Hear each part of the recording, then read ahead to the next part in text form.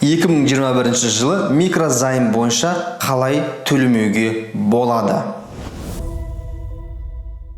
Сіздермен заңгер Шыныбаев Марғұлан. Жалпы бүгін микрозайымдар туралы сөйлесеміз. Микрозайымдар, өздеріңіз білесіздер, 30 мың, 50 мың аласыз, ал қайтарған кез 300-400 мың бәленбай суммаға шейін өсіп кетуі мүмкін. Барлығыңыздың басыңызда ондай болған деп ойлаймын. Керекті өзіңіздің бытовой бір заттарыңызға алу үшін 30 мың теңге онлайн телефонмен арқылы ресімдейсіздер, ал төлей алмай қалған жағдайда 30 мың теңгеңіз 150, 200, 400 мың теңге үшін шығып кеткен жағдайларда бар. Мұндай кезде не істеу керек? Бұл микрозайымдармен қалай күресу керек? Сол туралы бүгін талқылаймыз. 2021 жылы біраз заңдар өзгерілді. Сол жаңа сіздерге осы өзгерістер енгізілген туралы сіздерге айтып өтемін. Жаңа өзгерістер туралы, яғни микрозайым бойынша қалай алған суммаңызды ғана төлеудің амалын көрсетіп сізге шығамын, иә. Қазақстан Республикасының микроқаржылық ұйымдар туралы заңына өзгерістер енгізілді. Бұл заң қалай өзгерістер енгізілді? Біраз түсіндіріп айтайын.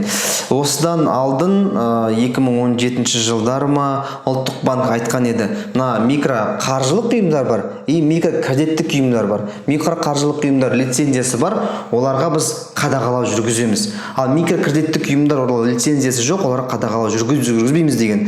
Сонда микрокредиттік ұйымдар лицензиясы жоқ организациялар қарыз беріп, ойына келген проценттерді қосып, халықтан бәленбай сумманы қайтарып атқан жағдайлар болды. Қазір осы 2019 жылы осы Ұлттық банк өзінің қаулысын шығарды, микроқаржылық ұйымдар туралы заңға өзгерістер енгізді. Осы 2020 жылдан бастап заңды күшіне енді. Сол туралы сіздерге айтып өткім келеді. Енді Ұлттық банк былай дейді: микроқаржылық жаңағындай ұйымдар, микрокредиттік ұйымдар деп бөлмейміз, барлығы микроқаржылық ұйымдар болу керек. Яғни тек лицензиясы болу керек. Лицензиясы болмаса, ол компанияларды заңсыз деп тауып, ол лицензиясы болмаса, мүлдем ол компания жауып тастау керек.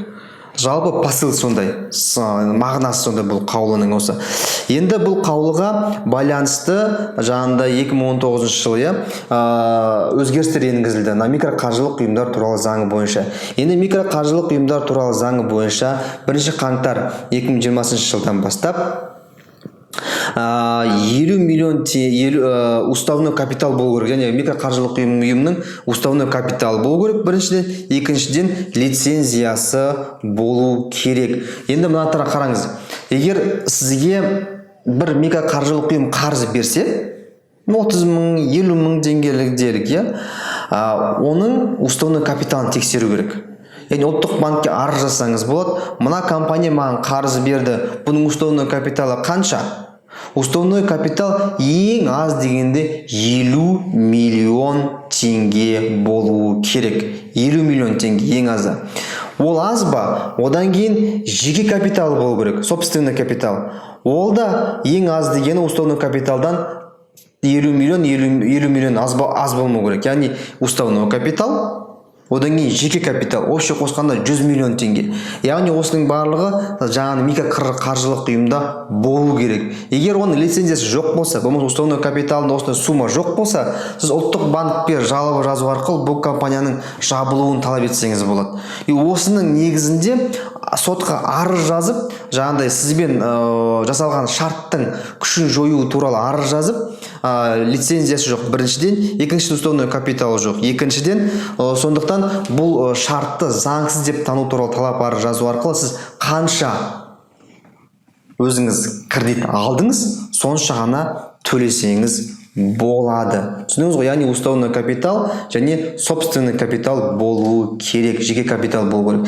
Енді бұл заңға өзгерістер енгізілген былай болады. Бірінші 2020 жылға дейін бізде бұл компанияларда 30 миллион болу керек, болған 30 миллион болу уставной капитал. 2021 жылы 50 миллион уставной капитал болу керек. 2022 жылы болашақта уставной капитал 70 миллион болу керек. А 2023 жылы 100 миллион болу керек уставной капитал. Түсіндіңіз ғой? Яғни егер сіздер болашақта алатын болсаңыз кредитті 2022 жылы мысалға, ол жерде уже тексерсеңіз уставной капиталы қаржылық ұйымның, микроқаржылық ұйымның уже қанша болу керек? 70 миллион болу керек. Егер 70 миллионға жетпесе, ұлттық банкқа не істейміз? Жалоба, шағым жазамыз. Осы арқылы біз өзіміздің құқықтарымызды қорғап қалсақ болады. Түсіндіңіздер ғой.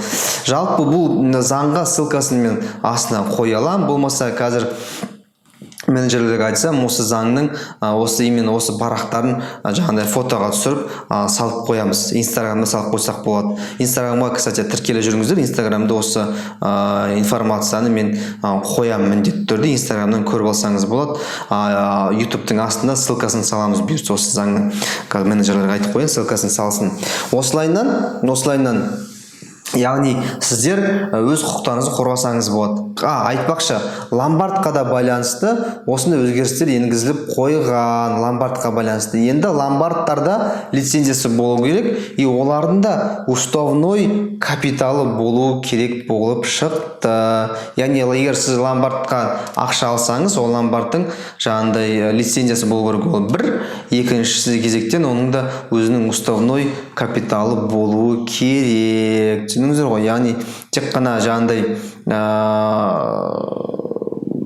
лицензиясы бар екен, қоя салмау керек. Яғни оның уставной капиталы мен жеке капиталын екеуін тексеру керек. Егер уставной капиталы аз болса, заңмен белгіленген мөлшерден, онда тоже арыз жазып, жаңағыдай жасауға болады. Енді ломбардтардың уставной капиталы қанша болу керек? 2020 жылы 10 миллион болған, 21 жылы 30 миллион болу керек, 22 жылы 50 миллион, 23 жылы 2023-те 70 миллион болу керек уставной капитал. Яғни ішінде осыншама ақша болу керек. Ол ешқайда құртылмау керек. Егер банкротство болып болса, басқа бірдеңке болса, осы суммадан халықтарға өзінің жаңағыдай затты мүліктерін қайтаратындай әлде болу керек бұл компания.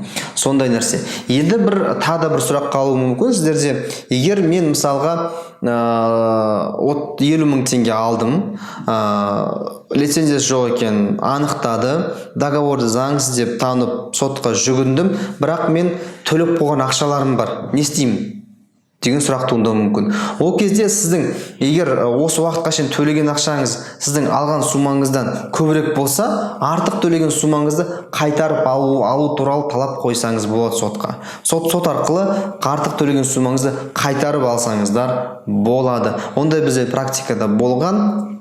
Соттың шешімімен шығып, артық төлеген төлемін қайтарылсын деген сот шешімі шыққан. Яғни біз оны істейміз, істей аламыз, қолдан келеді ондай істер. Жасай аламыз дегенім ғой. Енді осы информация жалпы осындай. Сондықтан, егер осы 2021 жылы, яғни біз лицензиядан басқа уставной капитал тексеруіміз керек екен. Микроқаржылық ұйымдардың. Уставной капитал егер белгілі бір суммадан кем болатын болса, онда біз шарты заңсыз деп тану деп талап арыз қою арқылы жаңағыдай талап қойсақ әбден болады. Егер видео сізге осы пайдалы болса, достарыңызбен бөлісе отырыңыздар, астындағы подписка, лайкқа баса отырсаңыздар. Кездескенше күн жақсы, сау саламатта болыңыздар.